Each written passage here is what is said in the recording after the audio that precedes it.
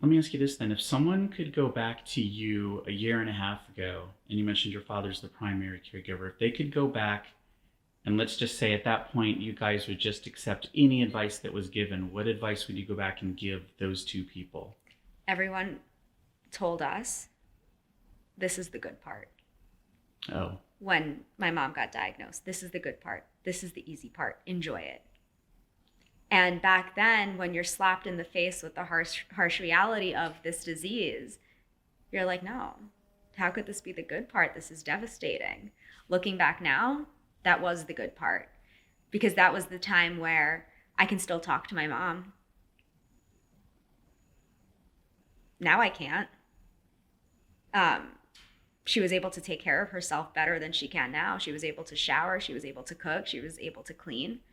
She can't do any of that now. So a message would sort of be enjoy everything that still exists. Yeah. Now. That said, I'm not going to sit here and say that dementia is this horrible, dark cloud. It very much is. But if you look closely, there are bursts of sunshine in it. And I try and focus on those. I'm the first to always say my entire life have had the worst relationship with my mom. Before the dementia? Before FTD. Okay. We fought all the time. Nasty fights. Like, said really nasty things to each other. We're always at each other's throats. We're two very strong, opinionated women. And it was just clash all the time.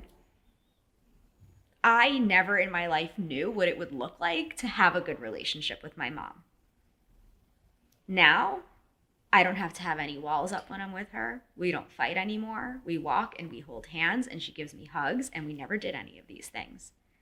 So in a weird, twisted, horrible way, I now have a good relationship with my mom.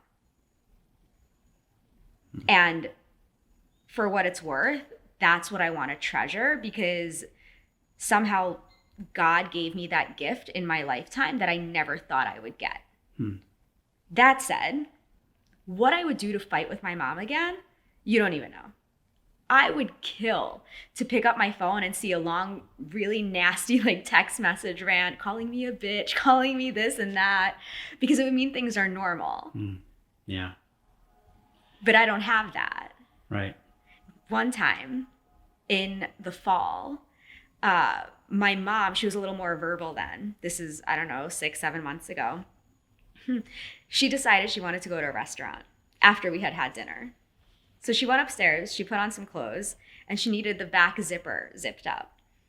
And not me, not my dad, nobody at the table would zip her up, because we're like, listen, we're not going out, dinner is over.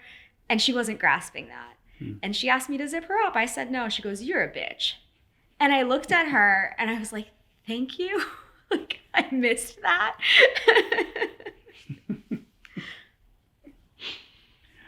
That's funny. But this is what I mean. It's not all darkness all the time.